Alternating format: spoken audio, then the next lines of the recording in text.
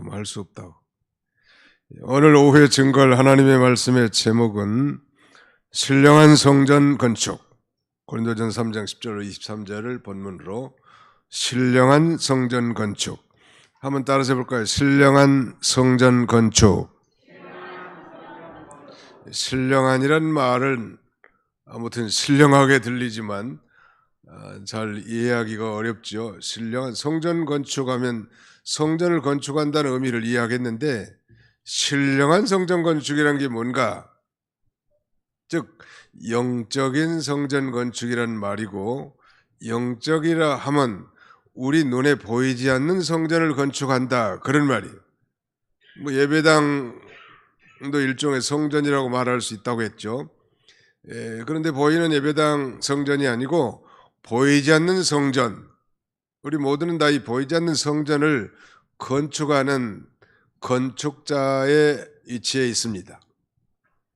우리가 예수를 자신의 구주로 믿으면 구원을 받게 되지만, 그 구원받은 걸 우리는 중생했다고 하는데, 이것은 말하자면 이제 시작이요. 말하자면 정말 예수를 믿고 중생한 것은 신앙생활의 시작이고, 천국 가는 그날까지 이제 우리가 받은 그 구원을 이루어 나간다고 표현하는데, 그런 면에서 천국 가는 그날까지 우리는 영적 성전을 건축하다가 이제 하나님이 불시에 부르시면 우리 윤장로님처럼 가시는 거고, 또 예수님 재림할 때까지는 우리가 이 보이지 않는 신령한 성전을 건축해 나가는 것입니다. 그래서 이제 우리가 구원 받았습니까? 예, 구원 받았습니다, 이렇게 대답을 하지만, 좀 쉽게 이해하기 위해서 구원을 세 부분으로 나눈다면, 예수를 믿고 구원받은 것을 소위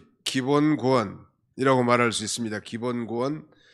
그리고 이제 자신이 천국 갈 때까지 이 소위 구원을 이루어 나가는 이 면을 건설 구원이라고 말할 수 있습니다. 다른 표현은 성화라고도 이렇게 일반적으로 말하죠. 건설 구원.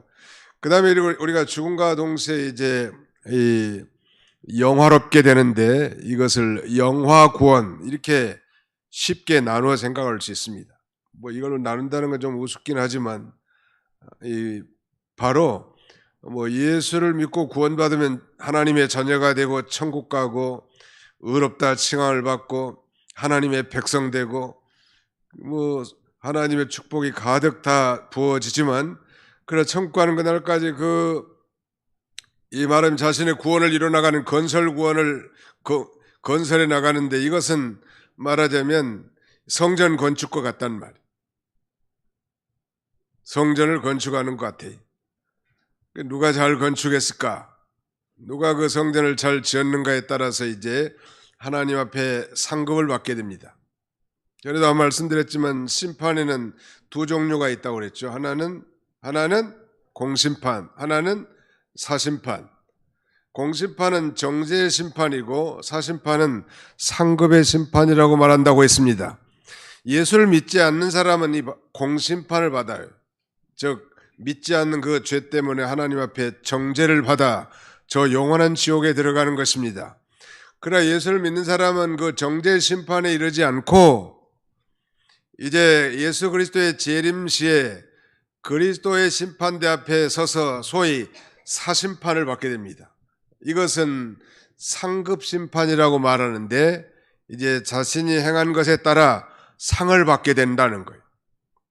아마 성전을 잘 지은 사람은 더 큰 상급을 받을 것이고, 그렇지 못한 사람은 부끄러운 구원에 처할 사람들도 있겠죠. 구원은 받기는 받지만. 우리가 학교에서 아이들이 공부를 잘하는 학생들에게 우등상을 줍니다. 다 그들이 진학을 한다 할지라도 공부 잘한 사람에게 우등상을 주는 건 그건 공평한 거예요. 요새 그런 더 공평하기 위해서 여러 가지 상들을, 이상한 상들을 많이 만들어 놓기도 합니다만은, 그것이 공평이에요. 그러니까 우리가 믿음 생활 잘하는 것이 결코 헛된 대로 돌아가지 않는다는 거. 하늘나라에 가면 이제 해와 같이 밝은 그런 영광에 참여할 자도 있겠지만, 달의 영광, 별들의 영광, 마치 그 빛의 크기가 해의 빛과 달의 빛, 그리고 별의 빛의 영광의 차이가 있는 것처럼, 심지어는 별과 별들 사이에도 그 밝기와 영광의 차이가 있잖아요. 아주 이런 초저녁에 아주 반짝거리는 샛별, 또 새벽에 비치는 그런 아주 반짝거리는 별이 있는가 하면 아주 가물가물하게 잘 희미한 그런 별도 있는 것처럼, 아무튼 이 땅에서 우리가 성전을 잘 건축한 만큼 상급을 받게 된다는 그런 면에서 우리는 천국 가는 그날까지 성전을 건축하고 있다는, We are under construction, constructing the holy temple. 거룩한 성전을 우리는 지어가고 있는 거예요. 진행이란 말이에요. 진행. 근데 우리 윤병석 장로님은 끝났어. 더 이상 성전을 지을 기회가 없고 이 땅에서 성전을 지은 만큼 하나님 앞에 이제 상급을 받게 될 것입니다. 그러므로 우리가 이 목숨이 끊어지는 순간까지 힘을 다해서 수고하는 것이 결코 헛된 대로 돌아가지 않는다는, 믿으시면 아멘 합시다. 자, 그렇다면 이 성전 터는 무엇인가? 10절로 11절을 다 같이 한번 읽어보겠습니다. 이 고린도전서 3장 10절로 11절 같이 읽습니다. 시작. 내게 주신 하나님의 은혜를 따라 내가 지혜로운 건축자와 같이 터를 닦아두매 다른 이가 그 위에 세우나 그러나 각각 어떻게 그 위에 세울까를 조심할지니라. 이 닦아둔 것 외에 능히 다른 터를 닦아둘 자가 없으니 이 터는 곧 예수 그리스도라. 질문하겠습니다. 성전의 터는 곧 누구세요? 예수 그리스도가 터란 말이에요. 기초. 신령한 성전을 건축함에 있어서 제일 중요한 것은 터, 즉 파운데이션. 우리 여자분들 화장할 때 맨 먼저 뭘 발라요? 네? 뭘 바르세요? 화장도 안 하신 모양이네. 거울도 안 보는 여자가 있다는데 세상에. 그래도 주일날에 하나님 앞에 오면서 좀 찍어 바르고 오셔야지 세상에. 거무튀튀한 술람 여인과 같이. 여자들은 화장할 때 맨 먼저 뭘 발라요? 파운데이션, 기초 화장을 하고 거기다 온갖 잡동사니로 이제 그리죠. 나는 놀란 일이 있어. 옛날 목회하면서 새벽 기도를 운행 갔는데, 이름도 기억나지만 제가 실명을 밝히지 않겠습니다. 아니 전혀 다른 사람이 서 있더라고. 그래서 나는 우리 교회는 아닌 줄 알았어. 근데 이분이 주일날 아주 화장을 예쁘게 하고 이렇게 아주 오시는데, 새벽에는 누가 볼 사람도 별로 없고 그러니까 화장을 안 하신 모양이에요. 이거 참 쳐다보기도 곤란하고 눈썹이 없더라고. 눈썹이. 누구라고 말하지는 않겠습니다. 아무튼 그 기초 화장이 중요해야 화장빨이 잘 맞잖아요. 난 종종 자매님들 화장하고 보면 퉁퉁 튀어나온 거 있잖아요. 잘 분이 잘 안 먹혀가지고 스트레스를 많이 받았는지 어쨌는지 아무튼 전날 남편하고 싸웠는지 화장이 잘 안 먹혀. 왜냐하면 기초 화장이 제대로 안 됐기 때문에. 우리 남자들은 그냥 스킨 정도 면도하고 바를 정도인데, 여자분들 아무튼 예쁘게 좀 꾸미는 것도 괜찮은 것 같아요. 너무 사치하라는 얘기는 아니고, 메이크업 할머니들은 좀 안 해도 괜찮지만 그래도 어느 정도 하는 것은 여성으로서의 자부심 아니요? 근데 우리 영적 성전을 건축하는 데 있어서도 이 기초가 중요합니다. 터가 예수 그리스도 위에 세워져야 합니다. 무슨 무슬림의 해교처럼 무슨 모하메드라든지, 그 다음에는 공자라든지 석가라든지 소크라테스 위에 세워진 건 그러나 철학이지 참된 성전 건축의 기초나 터가 아닙니다. 예수 그리스도만이 유일한 성전의 기초요 터란 말이에요. 기초가 잘못되면 당연히 건물이 안전할 수 없고 얼마 못 가서 무너질 수밖에 없단 말. 그러므로 우리의 영적 성전의 기초는 누구시다? 예수 그리스도다. 또 신구약 성경 말씀이 성전 건축의 터입니다. 이 성경 말씀 외에는 다른 터가 없는 거예요. 하나님의 말씀. 교회에서 재밌는 얘기도 할 수도 있고 프로그램도 진행할 수도 있지만 그런 건 부차적인 것이지 하나님의 말씀이 신실하게 선포되어져야 합니다. 하나님의 말씀, 신구약 성경 말씀은 가감할 수 없는 완전한 말씀이에요. 이걸 신학적으로는 성경의 충족성이라고 합니다. 그러니까 성경의 66권 외에 더 플러스하거나 마이너스한 것에 대해서는 엄히 경고하고 있잖아요. 요한계시록 제22장을 보겠습니다. 요한계시록 제22장 19절 18절로 19절 같이 읽겠습니다. 요한계시록 제22장 18절로 19절 같이 읽습니다. 시작.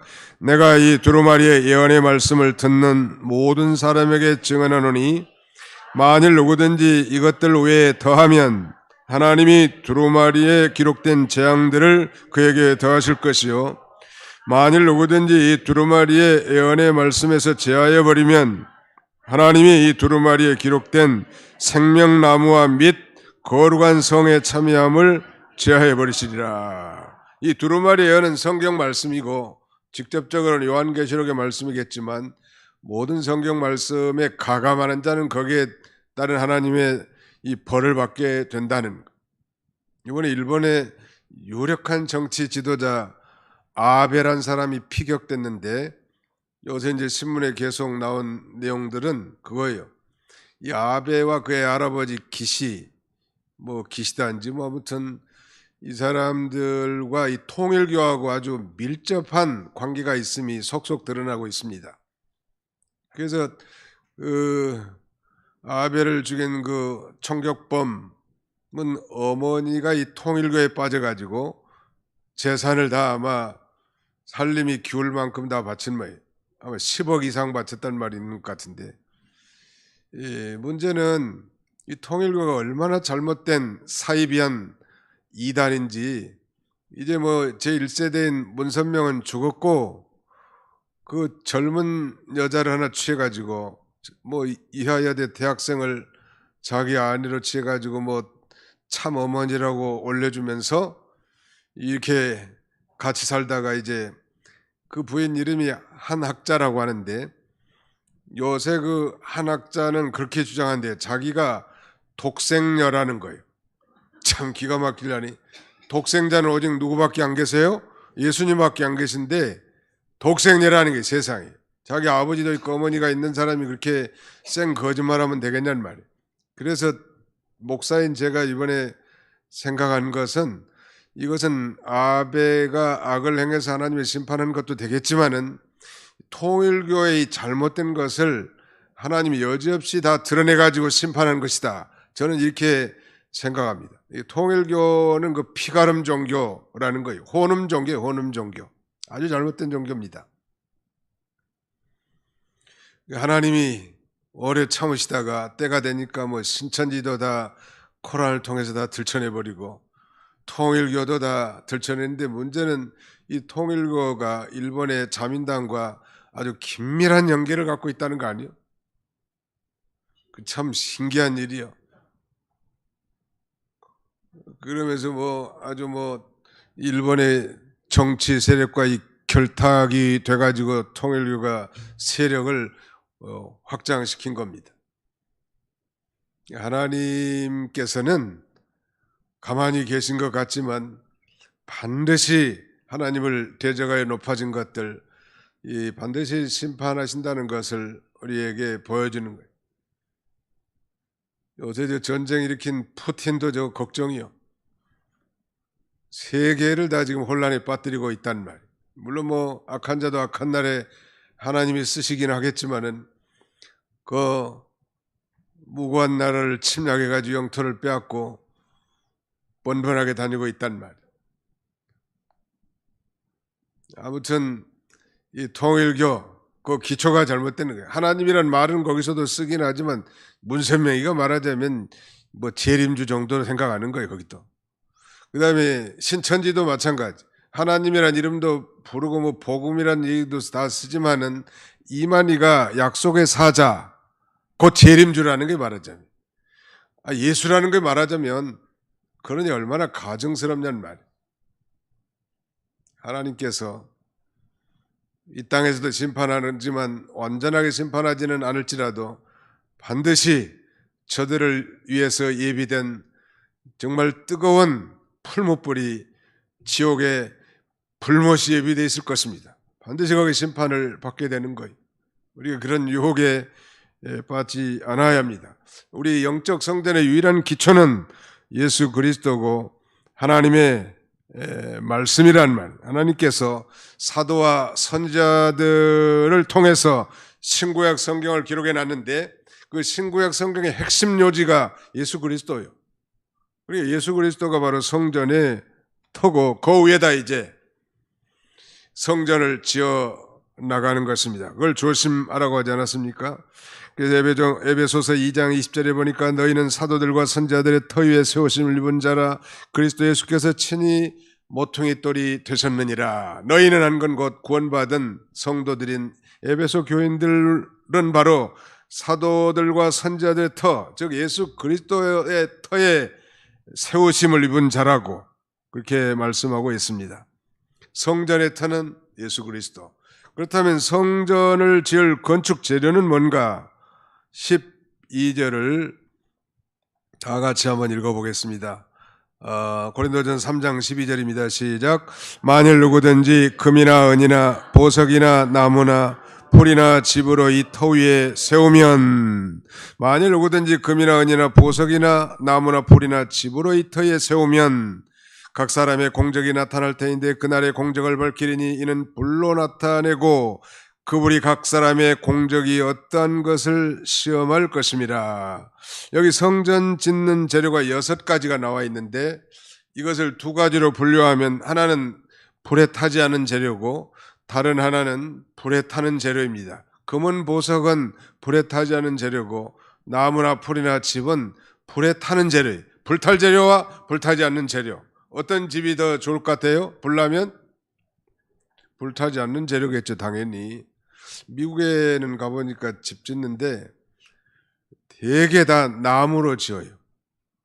물론 뭐 캐나다에 뭐 엄청난 나무들이 많이 수입에다 짓고 자국에서 나무들이 많이 나기 때문에 인체에 나무로 지은 집에 사니까 좋긴 하겠는데 그 습한 지역에서는 곰팡이가 많이 핍니다.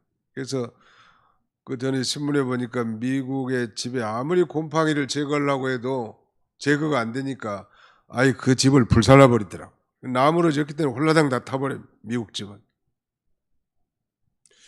근데 이 금은 보석으로 지은 집은 불로 불 태워져도 불이 안 탄다는 거예요. 불로 심판할 때도.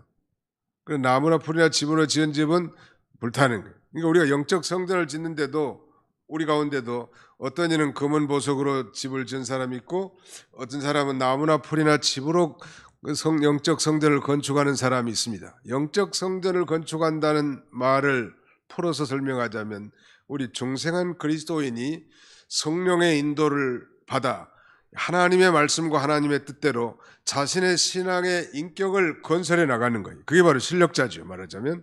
그런데 바로 이 금은 보석으로 짓는다는 것은 이 성령의 감동을 받아서 하나님의 뜻대로 자신을 희생하고 헌신하며 수고하면서 하나님의 뜻대로 신앙생활을 한 것, 이것은 금은 보석으로 신앙생활하는 것이고 금은 보석으로 영적 성전을 짓는 것 같아요. 그런데 이 나무나 풀이나 집으로 성전을 건설한다는 것은 이건 불탈재료인데 이건 예수를 믿고 구원은 받았으나 자신의 명예 영광을 위해서 신앙생활을 한다든지 자기의 뭐 야망이나 욕심을 채우기 위해서 신앙생활을 하든지 자기 인간의 지혜나 인간의 생각을 따라서 신앙생활하는 것, 이건 나무나 풀이나 집으로 성전을 짓는 것 같은데 이 다음에 불로 심판할 때 불은 곧 하나님의 말씀을 가리킨다고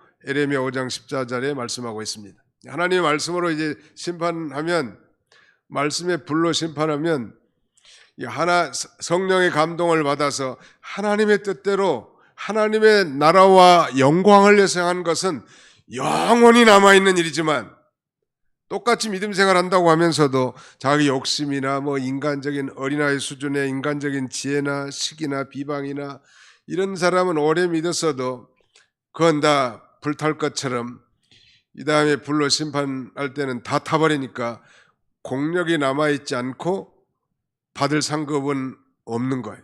그러나 예수를 믿었으니까 천국은 가겠지만, 마치 옛날에 그런 예화를 여러분들도 들어보셨을 거예요. 천국에 가면 어떤 사람은 아주 금빛 찬란한 그런 면류관을 쓰고 있는데 저 한쪽 구석에는 개털 모자를 쓰고 있는 인간도 있다는 거예요. 정말 이 땅에서 주와 복음을 위해서 헌신하고 충성한 사람은 금빛 찬란한 면류관을 쓰고 하나님 앞에 영광 돌리는데, 아마 저 십자가상의 강도 중에 하나가 마지막에 회개하고 천국 갔는데 이 친구는 팬티만 입고 왔다 갔다 하면서 개털 모자 쓰고 있다는 거예요. 나는 천국 가면 꼭 그 모습을 보고 싶어요. 따라서 합시다. 개털 모자를 쓰지 말고 면류관을 씁시다. 네, 똑같이 신앙생활에도 겉으로는 모르고 사람은 잘 모르지만 그 중심이 정말 구원의 은혜에 감격해서 주와 복음을 위해서 헌신하고 성령의 인도를 따라 하나님의 뜻대로 순종하는 사람과 여전히 자기 혈기, 욕심, 비방 이런 생각을 가지고 그 육신적인 성도, 마치 말은 젖이나 먹고 밥을 먹지 못하는 어린아이 같은 그런 삶을 산 사람들이 있는데 둘 다 천국에 가지만 후자는 불로 심판할 때 그 공력이 하나도 남아있지 않지만 전자, 즉 금은 보석으로 지은 사람은 그 영광의 상급이 남아있는 것입니다. 우리 남자들은 좀 잘 알지만 조선소라든지 공장에 가면 전기 용접을 합니다. 전기 용접. 이걸 아크 용접이라고 하는데 그거 참 편리하게 누가 잘 만들어놨어. 근데 용접을 할 때 그 용접봉을 끼워가지고 용접기에다 용접봉을 끼우고 이제 쓰고 이렇게 하잖아요. 용접을 이렇게 하는데 그 용접봉 여기란 보라고 지금 용접봉 얘기하는데 지금 눈을 지그시 감고 상념에 사로잡힌 인간들은 과연 누구인가? 용접봉이 이렇게 있는데 용접봉이 이렇게 있어요. 그런데 용접봉에는 가운데는 철심이 있고 그 가에는 피막으로 이렇게 둘러싸여 있는데요. 그래서 이제 용접기 깨가지고 이렇게 용접을 하게 되면 두꺼운 피막은 다 사라져버리고 철심만 붙어가지고 연결 부위를 연결시켜 주는 거예요. 제가 지금 얘기하는 것을 조금 이해한 사람들도 있겠지만 이해가 안 되는 분들도 계실 거예요. 나는 그게 신앙생활에 좀 비유를 하고 싶어서 말씀드린 거예요. 남아있는 건 그 철심만 남아있고 피막 같은 건 다 사라져버려요. 그러니까 이 세상에 인간적이고 인본주의적으로 즐기고 자기를 위해서 하고 욕심을 추구하기 위해서 하고 그런 것들은 다 천국에 가면 다 피막처럼 사라져버리고 정말로 구원의 은혜에 감사해서 기쁨과 즐거움으로 자원함으로 즐거움으로 주와 복음을 해서 순수하게 봉사하고 희생하고 헌신한 그 사람들의 공력은 영원히 남아있는, 그건 하나님의 뜻대로 한 것이니까. 좀 이해가 되시나요? 그러니까 누가 알아주고 안 알아주고는 별로 중요한 게 아니죠. 하나님 아버지 앞에서 받은 은혜를 따라 충성을 다하고 마음과 성품과 뜻을 다해서 힘을 다해서 잘 섬기는 건 중요한 거예요. 무슨 환경에 따라 사람에 따라 지배받는 게 아니에요. 비가 오나 눈이 오나 바람이 부나 늘 변함없이 자신의 위치에서 직분을 지키고 사명을 감당하는 것, 그건 영원히 남아있는 거예요. 우리가 이 땅에서 잠깐 있다가 없어질 존재가 아니고 천국 가서 영원히 살 존재라고 믿는다면 천국에 영원히 남아있을 일에 이바지하는 것이 가치가 있지 않겠습니까? 영원히 남아있는 것은 하나님의 뜻대로 행하는 것이요. 따라서 합시다. 하나님의 뜻대로 행하는 것만이 영원히 남습니다. 예. 그렇게 사람이 뭐 좀 인기를 얻고 뭐 좀 알아주고 못 알아주고 인정해주고 그렇지 않은 건 그건 정말 조족지혈이야. 세 발의 피란 말. 아무것도 아니야. 좀 섭섭할 수도 있겠죠. 그러나 정말로 성령의 감동을 받아서 하나님이 기뻐하신 뜻을 따라 사는 삶. 그 가치 있는 거예요. 그래 전에 한번 제가 말씀드린 바 있습니다만 이 세상에서 최고의 지식, the greatest knowledge is to know the will of God. 하나님의 뜻을 아는 것이다. 이 세상에서 최고의 가치 있는 것은 이 세상에서 최고의 지식은 하나님의 뜻을 아는 것이고 또 이 세상에서 최고의 가치 있는 것은 하나님의 뜻을 행하는 것입니다. 하나님의 뜻이 뭡니까? 하나님의 뜻은 하나님의 말씀 안에 다 들어있고 성령의 감동과 하나님의 섭리를 따라서 살아가는 거예요. 어느 교회에서 어디에서 무슨 직분을 가지고 신앙생활하는 건 별로 중요하지 않고 내가 현재 처한 그것을 하나님 보내준 믿고 하나님의 주권을 믿고 하나님 앞에 자신의 은사를 따라 성실하게 봉사하고 충성하는 것이 가장 아름답다는 믿으시면 아멘 합시다. 건축 재료 6가지를 2가지로 분류했습니다. 하나는 불타지 않는 재료, 다른 하나는 불탈 재료. 불로 시험해가지고 다 타버리면 공력이 하나도 없으니까 상급이 없죠. 그래 불로 시험 태웠지만 남아있단 말이에요. 금은 보석으로 지은 것은 가치가 있고 거기에 따라서 우리가 상급을 받게 됩니다. 불로 시험한다고 그랬어요. 13절 각 사람의 공적이 나타날 터인데 그날의 공적이 밝히리니 이는 불로 하나님의 말씀으로 나타내고 그 불이 하나님의 말씀이 각 사람의 공적이 어떤 것을 시험할 것입니다. 만일 누구든지 그 위에 세운 공적이 그대로 있으면 상을 받고 누구든지 그 공적이 불타면 해를 받으리니 그러나 자신은 구원을 받되 불 가운데서 받은 것 같으리라. 그러니까 사람에게 칭찬받는 것 별로 중요한 게 아니에요. 사람에게 인정받는 건 이 땅에서 상을 받는 것이란 혹시 내가 선행을 하거나 구제를 하거나 무엇을 하든지 사람이 알지 못하도록 하나님만 알 수 있도록 우리 교회는 지금도 뭐 자기 이름을 안 쓰고 11조 하신 분도 계시더라고요. 하나님은 아시겠죠. 그러나 이제 우리가 관리를 위해서 자기 이름을 써주면 재정부들이 더 관리하기는 좀 더 수월하겠죠. 그럼 뭐 그건 강요상은 아니에요. 자기가 깨달은 대로 하면 됐죠. 하나님 아버지 앞에 그렇게 하는 거예요. 그러면 뿌듯하잖아요. 하나님이 다 알아주시니까. 또 장차 그것이 상급으로 쌓여 있단 말. 그 통일교회 그 이름을 내가 잘 잊어버렸는데 그 총격범 이름이 누구요? 야마로 시작하는데 야마 뭐요? 별로 관심이 없네 보니까 관심과 나이 됐었네. 아무튼 이 젊은 청년이 총격범한 것은 단순한 문제가 아니라 하나님의 어미하신 생존하심과 살아계심과 자기를 대적하는 자들에 대한 하나님의 심판의 뻔보기를 보여줬는데 그 어머니가 뭐 돈을 일본 한국 돈 한 10억 이상 했다니 여기 가평에 있는 청심원인지 뭔지 아무튼 뭐 통일교 본부가 산꼭대기에 궁전처럼 지어진 데가 있어요.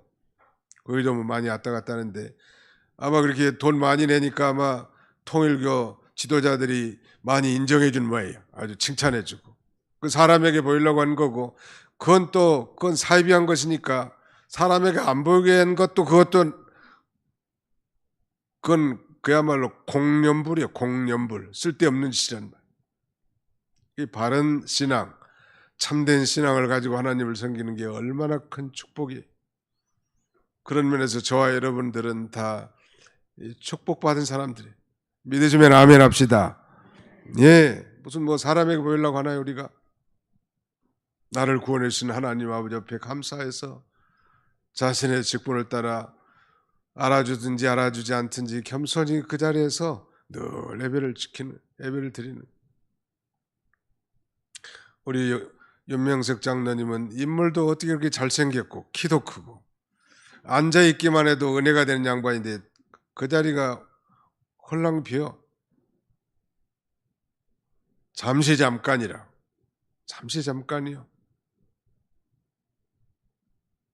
이 땅에서 우리가 금은 보석으로 우리의 영적 성전을 잘 지어서 하나님 아버지 앞에서 잘했다, 착하고 충성된 종아, 이렇게 인정을 받는 저와 여러분들이 다 되시기를 주님의 이름으로 축원합니다. 성전을 잘 건축해야 합니다. 이제 이렇게 말씀합니다. 16절, 17절은 요절이니까 같이 한번 읽어보겠습니다. 16절로 17절 시작. 너희는 너희가 하나님의 성전인 것과 하나님의 성령이 너희 안에 계시는 것을 알지 못하느냐. 누구든지 하나님의 성전을 더럽히면 하나님이 그 사람을 멸하시리라. 하나님의 성전은 거룩하니 너희도 그러하니라. 여기는 아주 너희는 너희가 하나님의 성전인 것과 하나님의 성령이 너희 안에 계신 줄을 알지 못하느냐, 이렇게 말씀합니다. 우리 3장 9절에서 우리 성도들이 하나님의 집이고 하나님의 밭이라고 이렇게 비유하고 있는데, 여기서는 이제 성도들을 성령이 거하시는 하나님의 성전이에요. 우리 구원받은 성도들의 집단도 해당되겠지만 성도님들 각자의 예수를 진실로 믿은 자라면 성령님이 내주에 계시는 성전이에요. 따라서 합시다. 우리가 그리스도 안에서 성전입니다. 믿습니까? 예, 성전을 헬라어로는 나오스라고 하는데 하나님의 임재 처소를 가리킵니다. 특별히 구약시대의 성막의 지성소를 의미하는데요. 바로 아시다시피 성전은 전 이스라엘 위에 임재 계시는 하나님의 상징적 처소였죠. 솔로몬 성전이든지 모세가 짓도록 한 성막이든지. 그런데 신약시대에는 성도 각자에게 성령이 임재해서 내주에 계시기 때문에 이제는 성도의 각 인격이 모두 다 구약시대의 성전과 같다는 것. 우리 몸이 성전이요. 너희가 성전인 것과 하나님의 성령이 너희 안에 거하시는 것을 알지 못하느냐. 이와 같이 하나님의 성전을 더럽히면 하나님이 그 사람을 멸하시리라. 우리가 이제 깨끗하게 살아야 돼. 그래서 왜 우리가 깨끗하게 살아야 돼요? 우리가 하나님의 성전이란 말이에요. 성전이라는 건 The Holy Temple인데 거룩한 전이죠. 그래서 우리가 깨끗하게 살아야 돼요. 성전을 더럽히지 말란 말. 혹시 더럽혔으면 회개하고 다시 성전을 깨끗하게 하고 사는 거예요. 하나님이 모시는 것 아니에요. 하나님. 우리 안에 하나님이 계시단 말이에요. 이건 놀라운 대반전이. 자, 6장 19절도 한번 보실까요? 고린도전서 6장 19절 20절을 똑같이 읽습니다. 고린도전서 6장 19절로 20절 시작. 너희 몸은 너희가 하나님께로부터 받은 바 너희 가운데 계신 성령의 전인 줄을 알지 못하느냐. 너희는 너희 자신의 것이 아니라 값으로 산 것이 되었으니 그런즉 너희 몸으로 하나님께 영광을 돌리라. 너희 몸은 너희가 하나님께로부터 받은 바 너희 가운데 계신 성령의 전인 줄을 알지 못하느냐. 너희는 너희 자신의 것이 아니라 값으로 산 것이 되었으니 예수 그리스도의 피값으로 우리를 사셨단 말이에요. 그런즉 너희는 너희 몸으로 하나님께 영광을 돌리라. 담배 피는 게 목사님 죄입니까? 술 마시는 게 목사님 죄입니까? 예수님 당시에는 담배가 없었던 것으로 전해지는데 어떤 분은 예수님이 계실 때 담배가 있었다면 아마 예수님도 최고급 담배를 피시지 않았겠는가, 이런 황당무계한 얘기를 하지만, 아무튼 이 담배는 30 몇 가지인지 아무튼 수많은 암의 발병 원인자 중에 하나잖아요. 우리 몸이 성전인데 우리 몸을 파괴하는 행위는 곧 성전을 더럽히는 것이기 때문에 담배 자체가 죄가 아니라도 담배 피를 피우는 행위는 성도에게 있어서 어울리지 않고 성전을 더럽히는 요소가 된다는 말이에요. 술도 마찬가지. 목사님, 와인 한 잔은 괜찮지 않을까요? 와인. 우리 무드도 조성되고 잠도 잘 온다는데. 이병기 목사님에 의하면 한 잔이 두 잔이 되고 두 잔이 석 잔이 되다가 나중에는 술을 먹고 그 다음에는 술이 사람을 먹는다. 자문에도 보니까 술로 이제 말하자면은 그 중독이 된 인생들은 헛것이 보인대. 이제 헛것이 보이는 거예요. 그 이상한 행동하는 거예요. 그러면서 한 잔 술이 한 번에 취하는 게 아니라 한 잔 마시면 한 잔만큼 취하고 두 잔 마시면 두 잔만큼 취한다네. 예수 믿는 사람들은 술 대신에 좋은 음료들을 많이 자시라고. 건강에도 좋은 거. 꼭 술 먹어야 되는가? 아, 목사님, 시원한 맥주 한 잔이 여름에 얼마나 좋습니까?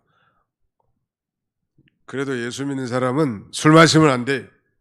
성경에는 이 포도주를 쳐다보지도 말라고. 아니, 포도나무도 재배하지 않는 내갑 족속들도 있었습니다. 혹시 그걸 재배해가지고 포도를 짓누겨서 알코올을 먹을까봐. 그렇게 구약시대 성도들 가운데도 경건하게 산 자들이 많아요. 근데 예수 믿는 사람이 술 마시고 술 주장하면 되겠냐는 말이에요. 그러니까 하나님 아버지가 다 보고 계시고 또 자기 몸이 다 파괴되는 거예요. 너희가 성전인 것과 하나님의 성령이 너희 안에 거하신 줄 알지 못하느냐. 우리가 성전이에요. 하나님이 계시다는 말. 그러므로 이 거룩하고 깨끗하게 유지해 나가야 합니다. 날마다 죄를 떠나서 이제 예수님을 닮아가는 삶, 그의 거룩함과 진실함과 의로움을 닮아가라는 말이지. 우리를 의인 만들어 놓고 그렇게 살라는 거 있잖아요.